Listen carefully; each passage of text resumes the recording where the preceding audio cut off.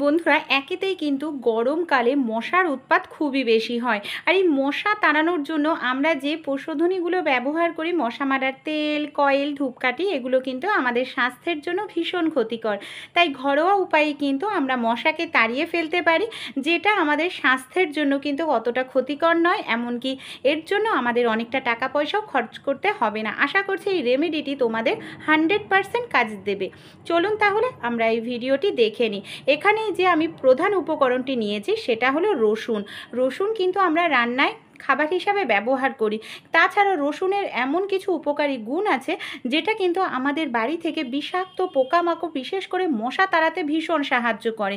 সেই সঙ্গে আমরা আরও কিছু উপকরণ দিয়ে দেব যাতে মশা আমাদের বাড়ি থেকে 2 মিনিটেই চলে যায়। এখানে গ্রেটারের সাহায্যে আমি সবার প্রথমে রসুনটাকে দেখুন এইভাবে কিন্তু গ্রেট করে নিচ্ছি। আমি এখানে 3-4 কোয়া রসুন নিয়েছি। এইভাবে গ্রেট করে দেখুন, আপনারা যদি চান যে রোজ রোজ এটা করার ঝামেলা মনে হয়, তাহলে অনলাইনে কিন্তু রসুনের পাউডারও কিনতে পাওয়া যায়, সেটাও ব্যবহার করে নিতে পারেন। আপনারা গুগলেও সার্চ করে দেখতে পারেন। রসুন কিন্তু যে স্ট্রং গন্ধটা, সেটা মশা একেবারেই সহ্য করতে পারে না।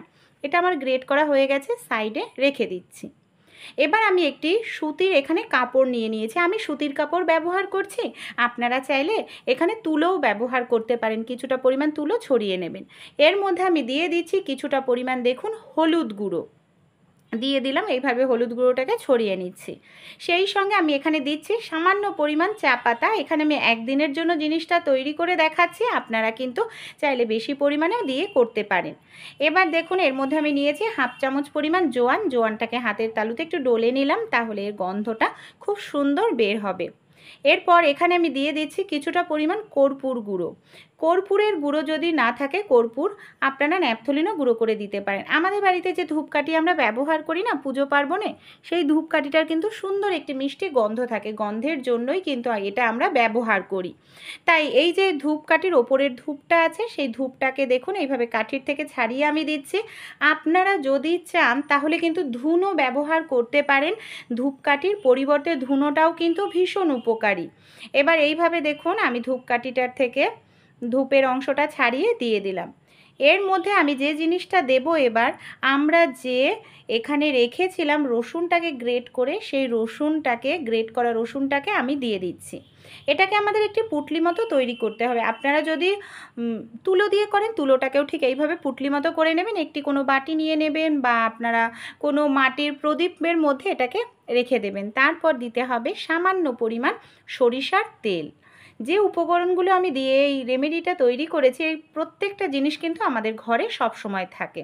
বাড়িতে যখন মশার উৎপাত খুব বেড়ে যাবে, এরকম একটি পুটলি তৈরি করে আপনারা ব্যাস ধরিয়ে দেবেন।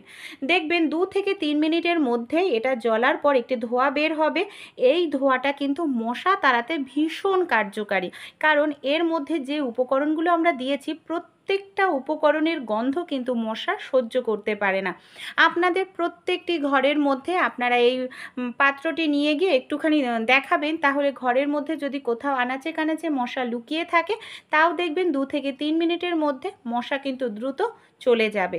দেখুন এইভাবে কিছু সময় জ্বলার পরই দেখতে পাচ্ছেন একটি ধোঁয়া তৈরি হচ্ছে। আর এই ধোঁয়াটা কিন্তু আমাদের স্বাস্থ্যের জন্য ক্ষতিকর নয় তেমন। যে আমরা কয়েল ধরাই বা মশা মারার যে ধূপকাঠি ধরাই, সেটা যেরকম ক্ষতিকর, শ্বাসকষ্ট, অ্যালার্জি, এমনকি ক্যান্সারের মতো রোগ ব্যাধি হয়, এই ধোঁয়াটার ক্ষেত্রে কিন্তু সেটা হবে না। কারণ যে জিনিসগুলো আমরা ব্যবহার করেছি সবই কিন্তু প্রাকৃতিক জিনিস, আমাদের ঘরে অ্যাভেলেবেল থাকে। বন্ধুরা, আমি আপনাদের বলবো একদিন আপনারা ব্যবহার করে দেখুন। আশা করছি আপনারা 100% রেজাল্ট পাবেন। তারপর আমাকে কমেন্ট করে জানাবেন আপনাদের এই টিপসটি কীরকম লাগলো। ভালো লাগলে অবশ্যই আমাকে সাপোর্ট করবেন।